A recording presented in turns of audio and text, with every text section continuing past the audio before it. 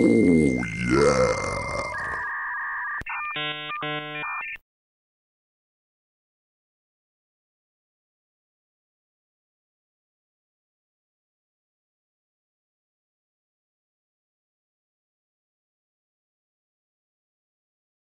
Now, you've been embattled in this conflict for quite a long time, and I've got to imagine that the way you look at the world, the way you see things many, many steps ahead, do you see any sort of a logical conclusion to this process? Do you see any light at the end of the tunnel, or do you see an impossible to avoid conflict? Like, what do you see when you look at this whole thing long term? Well, I would say I can't look at it long term. And the reason for that is that, and this is why I get a kick out of all the Kekistan boys. You know, I do believe that we're in a period of chaos. What's a Kekistan? KEK? Oh, KEK is a mythological country that's ruled by chaos, by the god KEK, who's a frog, as it turns out. So I don't know about this. Well, you need to look them up. That's a big internet thing, Kekistan. Yeah? Yeah. A big internet thing? All I know about the frog is thing. the Trump frog. Mm-hmm. The Pepe, the frog, who is apparently so distraught that his frog has been used to yes, align he killed him with, off. Eh? Yeah, he killed him off. But good luck, he didn't. All right, so that's stupid because the that's people not who work.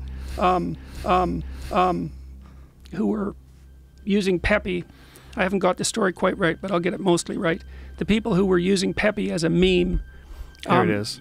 That's Republic it. of Kekistan. Yeah, this so hilarious. they used this symbol KEK to replace LOL. And the reason they did that was because KEK in Korean means LOL. And so it was just this little joke. KEK, KEK. Well, then somebody found out these were people who were using Pepe, remember? It's a frog. Then people found out that KEK was an Egyptian god. And he was a frog. And he was between categories. Sort of like a transsexual, by the way. He was between categories. And so now they have this Republic of KEK, and it's ruled by this Egyptian god, whose name is KEK, who's a frog. Hold on, go back. Don't keep changing this. Jamie's doing this in the background while you're talking, but look at this. There's a frog with a Make America Great Again hat, and he's got like a tombstone. It says, "Those who served in the meme war, 2015 and 2016. We are the gods of the great meme war. We are the shit posters, the legion of KEK. We are the internet, the death of the normies. Lulz and KEK, we are one." What in the fuck is going on? That is the question, and that's the question you asked me, and my answer was I don't know. We're in a period of chaos. We're in a period of chaos, and in a period of chaos, the time horizon shrinks because the outcome is uncertain. Well, this seems to be truly embracing chaos. I mean, just that statement, the frog, the Donald Trump thing with the hat on. This is one of the things that seems to me to be a reoccurring feature in this whole chaos ballet that we're watching play out, is that people are enjoying the fact that Donald Trump sucks as a president. They don't feel threatened by it. They like it. And they don't like it because they want to burn this motherfucker to the ground and torch this thing, and like a phoenix we'll arise from the fire. No, it's not that. It's that they are enjoying that it's falling apart. This is why we are the shit posters. Do you know what shit posting is? Yeah. Jamie, explain shit posting. You're really good at explaining it. Yeah. You do. Posting for like literally no reason other than to get someone mad. It's almost like trolling, but it's like a separate level of trolling, right? That's a good way to say it. Yeah, it's a good way to say it. Provocation for its own sake. Jamie's the first person to tell me about shit posting. I wasn't aware. Till about what, a year ago? Yeah, I think it was, right around about pre-election time. I did not know. So, I mean, there's rules for operating in chaos. Right, because that's when you're in the belly of the beast or the belly of the whale, and you're underwater. You're in the underworld. You're in the underworld in chaos, and so that's a really cool thing to know, Joe. So imagine that the normal world of mankind is inside that dominance hierarchy where everything is going well, because nothing abnormal is happening, and you're getting what you need and you want, and your conscious knowledge suffices, right? Okay, but then something tilts, and that structure no longer works. So where do you end up? You end up in the underworld. That's what happens when you're partner of 20 years has a long-term affair, and you find out about it. It's like you thought you knew where you were, but you didn't. And now that you found out, you don't know where you are. Well, when you don't know where you are, you're in the underworld. Ooh. Right, and that's where the unconscious forces play. Those are the gods. That's why there's gods in the underworld. And people go to the underworld all the time. It's chaos and fear and depression, hopelessness and imaginativeness. It's everything. It's and this chaos. realm is terrifying to people. Terrifying and promising. Terrifying and promising, because dragons have gold.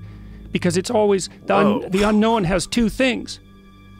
Just like the future. It's like, look out, it'll do you in. And look out, it offers everything to you. That's the underworld. That's why the hero always goes into the underworld to find a cave full of gold that's guarded by a dragon. In The Hobbit, literally. Yeah, well, and that's Beowulf, right? Yeah, That's the oldest story of mankind. It's really our oldest story. Wow. And so that the underworld is chaos. It's chaos, and down there's all sorts of play of possibility. And the reason the frog was the guardian of chaos is because the frog is this thing that doesn't fit into categories. You see, because it's partly water, it's partly land. It's tadpole, yet it's adult, right? So it's like a fish, and then it's like an animal. It doesn't fit. And it's things that don't fit that blow apart the categories, right? Well, that's what the transsexuals do to the category of gender, for example. And that puts you in this state of chaos. It puts you in this state of chaos. And that's what we're in now. We're in a state of chaos. And so what are the rules for operating in a state of chaos? Well, as far as I can tell, the fundamental rule when operating in chaos is tell the truth, tell the truth, tell the truth. So, for example, if you... For the people that want to navigate this successfully. Yep. All you've got, that's what you've got as a shield and a weapon. And that's the guidepost. That's the way through. Well, and you see that in hero stories all the time, you know.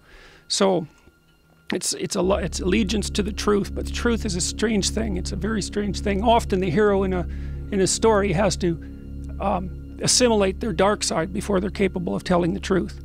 Right? In The Hobbit, for example, he has to become a thief.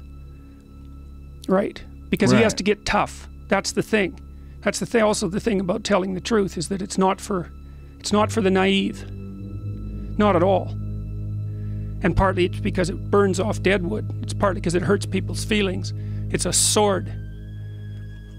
So you have to be a warrior. Wow. A truth warrior. In this time of chaos. Right. What emerges from this? Right. Sometimes it's catastrophe. That's the thing about these categories. They're real. They're real. And you know, the optimists that I hear say, well, the pendulum swings and then it swings back. And I think, yeah, well, sometimes it takes 100 years to swing back, and it takes a hell of a lot of people out on the way. And sometimes it never swings back at all. So, you know, sometimes people go out to fight a dragon and it just eats them, or it burns them. And that's the end of that. Right. And like, we're in an unstable period of time at the moment, in a transition period of some sort. I can't put my finger on it, but I know that that's partly why what I've been saying has been resonating with people. That's a very, very important thing for people to hear. It's a very important thing for people to hear. So many times, I mean, here's a perfect example that people will understand and be able to resonate with. It'll resonate with them, rather. When you see people that have a lot of inspirational memes on like Instagram and Facebook, they're almost all fucked up. All fucked up.